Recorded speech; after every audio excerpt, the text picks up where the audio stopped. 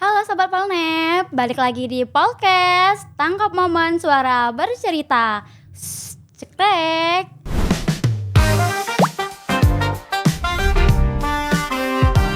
Sobat Polnep, kenalin nama aku Siti Anissa, salah satu podcast terbaru yang bakal menemani kalian pada episode kali ini.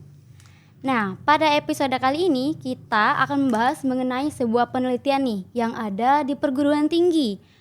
Ngomong-ngomong soal penelitian, jujur saja sebagian mahasiswa pasti kepikiran langsung kepada skripsi, revisi, jurnal yang mungkin tebalnya tuh bikin pusing kepala deh.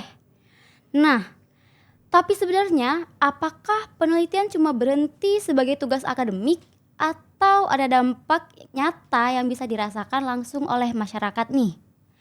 Nah, untuk menjawab rasa penasaran itu, hari ini kita akan membahas hal tersebut bersama Bapak Dr. Belvi Fatria, API MSI, selaku Kepala Pusat Penelitian dan Pengabdian kepada Masyarakat.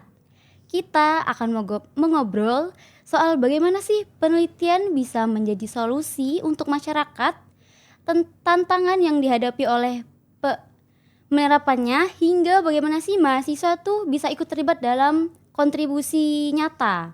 Nah, halo Bapak Belvi, terima kasih sudah hadir. Apa kabar Bapak nih hari ini? Kabar baik. Iya, alhamdulillah baik ya Pak. Terima kasih sudah hadir pada hari ini ya Pak. Kalau melihat tema kita pada hari ini nih Pak, yaitu apakah penelitian itu benar-benar berdampak? Nah, mungkin pertanyaan pertama yang perlu kita pahami nih Pak adalah tujuan dari penelitian itu sendiri. Karena tentu sulit ya Pak mengukur dampaknya jika kita belum memahami mengapa sih penelitian itu dilakukan.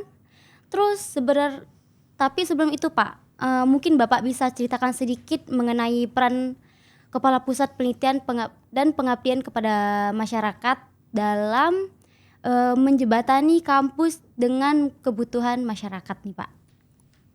Ya, baik. Terima kasih. Pertama-tama saya kenalkan, nama saya Belvi Fatria. Saya jurusan perikanan, tetapi saya dipercaya oleh Lembaga Polnep menjadi Kepala Pusat Penelitian dan Pengabdian kepada Masyarakat. Hai. Gitu. Jadi fungsi daripada Kepala Pusat Pengabdian kepada Masyarakat ini adalah sangat strategis dalam menjembatani antara perguruan tinggi dengan masyarakat atau pemerintah daerah atau Dudika, sehingga perguruan tinggi sebagai penghasil produk inovasi bisa berhubungan langsung dengan masyarakat. Seperti itu. Oke, baik Pak. Nah, saat ini kan Pak banyak yang menganggap penelitian itu hanya sebagai tugas akademik atau laporan gitu deh Pak. Nah, menurut Bapak sendiri, sebenarnya apa tujuan utama penelitian di perguruan tinggi itu Pak? Ya, tujuan utama penelitian di perguruan tinggi itu jelas harus berdampak kepada masyarakat. Oleh karena itu, penelitian berjalan sebenarnya tidak hanya berhenti di publikasi ilmiah, tetapi harus berdampak kepada masyarakat. Oh, seperti itu ya Pak. Kita memastikan itu terjadi. Seperti itu. Baik. Nah Pak, kenapa sih Pak penelitian itu menjadi salah satu pilar nih Pak? Pilar penting gitulah dalam dunia pendidikan tinggi. Ya, jadi penelitian itu menambah kompetensi akademik bagi mahasiswa. Jadi mahasiswa kita libatkan sehingga mereka memiliki pengalaman nyata bagaimana kita meningkatkan pemikiran yang kritis, sistematis dan analisis bagi mahasiswa, sehingga pada gilirannya kompetensi lulusan itu menjadi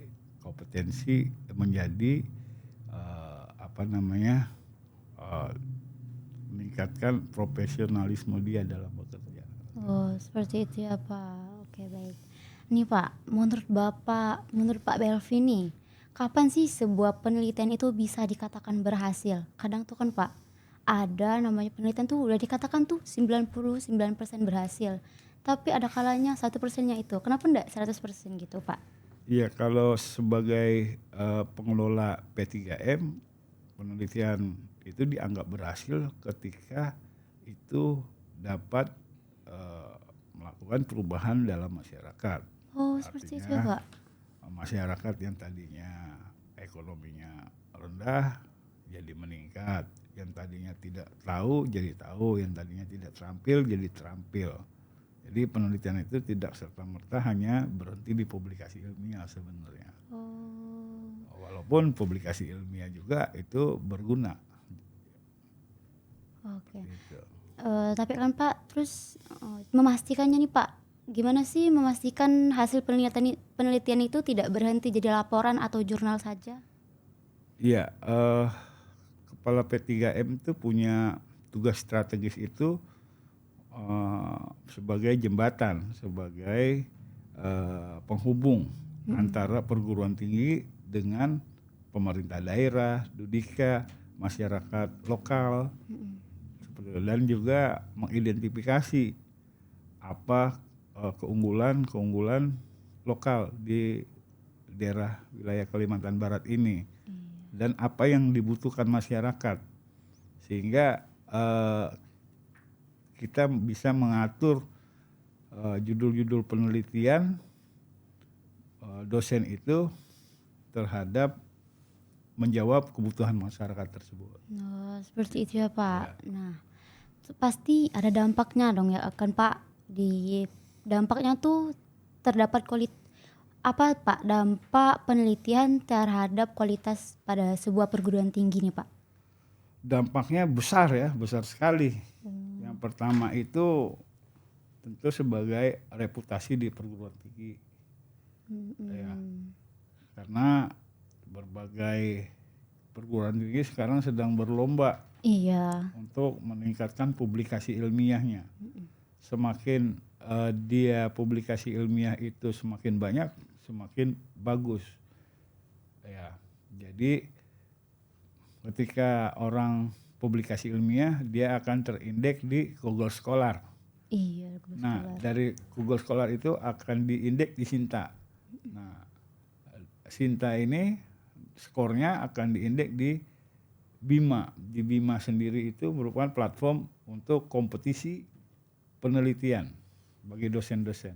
Iya. Jadi ada syarat tertentu berapa masing-masing nilai Sintanya begitu. Oh, seperti itu. Itu kalau untuk perguruan tingginya. Untuk mahasiswanya itu hasil daripada riset itu menjadi sumbangsi untuk meningkatkan kapasitas akademik. Ya, jadi dosen-dosen itu akan memasukkan hasil-hasil risetnya ke dalam pembelajaran. Seperti itu. Nah, bagi mahasiswanya itu jadi pengalaman yang nyata. Iya. Untuk membangun critical thinking dan berpikir analitis. Jadi berpikir berdasarkan data. Iya. Jadi tidak pakai asumsi. Karena udah ada yang nyata gitu ya Udah, karena ya di lapangannya sudah terbiasa seperti itu. Sudah terbiasa melakukan berbasis data. Gitu. Oke.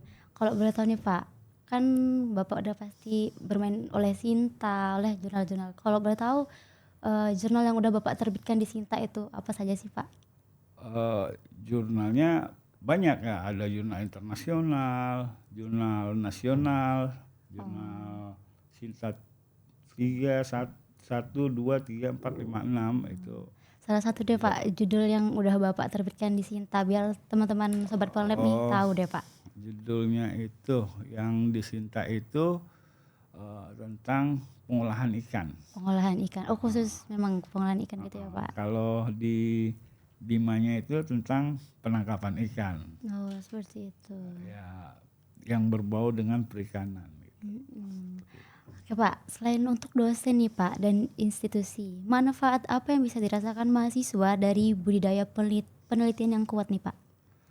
Ya, manfaat bagi mahasiswa itu dia akan terbangun kemampuan berpikir kritis dan sistematis, terstruktur, berbasis data karena ekosistem budaya penelitian itu akan secara langsung mempengaruhi daripada cara berpikirnya mahasiswa. Oh, Gitu. oke. Bisa nggak Pak diceritakan salah satu program penelitian atau pengabdian masyarakat yang paling berkesan nih menurut Bapak? Yang paling berkesan, Iya. yang paling berkesan itu adalah ketika hasil penelitian dosen-dosen Iya. itu mampu diadopsi oleh masyarakat, mampu berdampak bagi masyarakat, terjadi perubahan di masyarakat menjadi lebih baik. Gitu. Karena seperti itu. Contoh misalnya Iya. penelitian dari Dr. Widodo PS Oh, Bapak dokter selaku udah. direktur. Iya. Tahun lalu itu beliau bekerja sama dengan mitra untuk membangun tambak udang. Nah di situ kan menghasilkan benefit bagi masyarakat di sekitar situ. Itu kan berdampak namanya. Gitu ya Pak. Oke. Terus bagaimana sih Pak proses penelitian tersebut tuh hingga akhirnya dapat diterapkan oleh masyarakat sekitar itu Pak? Gimana tuh maksudnya? Bagaimana proses penelitian yang Bapak jalani itu hingga akhirnya dapat diterapkan oleh masyarakat sekitar? Iya, ya pertama-tama kita harus mampu ya mengidentifikasi permasalahan daripada masyarakat itu. Oh iya. Kemudian kita juga melibatkan masyarakat tersebut dalam proses penelitian. Kemudian kita melakukan penelitian dan kita langsung melakukan evaluasi. Iya. Nah, setelah itu kita terapkan di masyarakat. Oh. Terus Pak, kan ada hasilnya tuh ya Pak. Terus hasil atau perubahan yang terlihat Pak setelah program yang Bapak itu jalani? Iya, perubahannya kita melihatnya dari sebelum kita melakukan riset, kita evaluasi, misalnya masyarakat tidak tahu, tidak memiliki pengetahuan, tidak memiliki keterampilan tentang misalnya penelitian yang kita terapkan. Tetapi setelah selesai melakukan penelitian, kita melakukan evaluasi lagi. Iya. Sejauh mana mereka mendapatkan pengetahuan dan keterampilan tersebut. Ada nggak sih Pak waktu menjalankan penelitian itu apa warganya tuh welcome, terima baik, atau ada yang berasumsi nggak penting lah, apa bertolak belakang lah Pak gitu? Pernah nggak Pak kejadian Pak? Iya, masyarakat itu kan beraneka ragam. Iya. Jadi ada yang mereka sudah nyaman dalam kondisi belum dilakukan penelitian, tapi ada juga yang ingin maju dan berkembang. Jadi bisa mengadopsi hasil penelitian itu dengan harapan mereka bisa lebih baik. Gitu. Seperti itu. Ya kita memaklumi semuanya karena kita nggak bisa memaksakan sesuatu. Iya, tapi nggak pernah sampai yang berantem gitu ya Pak gara-gara ada suatu penelitian gitu ya Pak? Ya sejauh ini sih selama kita koordinasinya baik, sosialisasinya baik sebelum melakukan penelitian itu hal seperti itu tidak terjadi lah. Oh gitu. Baik Pak. Terus menurut Bapak ya, apa tantangan terbesar saat mengubah hasil penelitian menjadi program yang bisa diterapkan oleh masyarakat Pak? Ya, tantangan terbesarnya itu memanage ya. Jadi kita harus tahu dulu masyarakat yang mana yang mau dikembangkan. Lalu kita mengidentifikasi permasalahan-permasalahan mereka. Jadi kita nggak bisa pakai asumsi. Lihat dari jauh lalu kita asumsi seperti ini, itu nggak bisa. Jadi kita harus turun ke lapangan, kita mendapatkan informasi dari masyarakat, permasalahan-permasalahan seperti ini.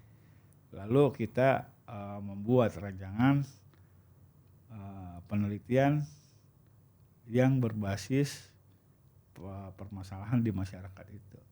gitu. Kan Bapak pernah tuh salah satu daerah yang Bapak teliti Pak kemarin, apa tuh Pak?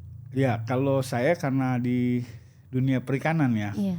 basicnya itu di perikanan. Jadi kita biasanya daerah Bengkayang. Oh, Daerah bagus ke Pulau situ Pak. Lumbung. Ya, bagus dan potensi lokalnya itu bisa dikembangkan. Gitu. Masyarakatnya juga welcome, mau untuk maju. Gitu. Mau berkembang ya Mau Pak berkembang, desanya. iya. Desa apa tuh Pak kalau boleh tahu tuh Pak? Kita waktu penelitian tahun lalu itu kita di Desa Lemukutan. Oh, Lumpukutan Pak. Ya, tahu kan? Tahu. Sambil jalan-jalannya Pak ya. Ya, menunggu waktu kita bisa refreshing juga untuk melepaskan kepenatan dari rutinitas ya. Tapi tetap fokus pada penelitian kita. Enak ya Pak kalau Lumpukutan ya. Terus nih Pak, kan ada kerjasama tuh Pak antara pemerintah daerah, komunitas atau pihak lain dalam keberhasilan program tersebut. Seberapa penting sih Pak kerjasama dengan pemerintah daerah, komunitas atau pihak lain dalam keberhasilan program yang Bapak teliti? Itu amat sangat penting ya. Jadi sejauh ini penelitian itu menurut pendapat saya nggak bisa jalan sendirian. Jadi perlu ada dukungan dari pemerintah daerah, dari masyarakat sebagai penerima manfaat, dan dari Dudika, Dudi ya, Iya. untuk ajang hilirisasi. Dudika itu ya Pak. Dudika. Apa tuh Pak? Dunia kerja dan industri. Oh. Seperti itu. Untuk kita menghubungkan untuk hilirisasi di situ. Oke. Terus Pak, bagaimana cara mengukur bahwa sebuah penelitian itu benar-benar memberikan manfaat nih Pak bagi masyarakat? Ya, tadi seperti yang saya jelaskan sebelumnya bahwa harus ada perubahan di masyarakat. Yang tadinya tidak mengetahui, tidak terampil, jadi tahu dan terampil. Yang tadi usahanya sedikit, penghasilannya menjadi meningkat. Gitu. Kita ngukurnya juga bukan hanya satu aspek lain seperti dampak sosialnya gimana, dampak lingkungannya gimana, dampak ekonominya gimana. Itu berjalan secara beriringan, seperti itu kita ngukurnya. Oke Pak, waktu di Lumpukutan nih Pak, kan sebelum Bapak menjalankan penelitian itu kan pasti sebelumnya belum ada perubahan. Nah, kira-kira perubahan apa tuh Pak yang terjadi pada penelitian waktu tahun terakhir tuh Pak? Ya, perubahan itu tingkat adopsi masyarakat itu terhadap hasil penelitian itu tinggi. Gitu. Tinggi.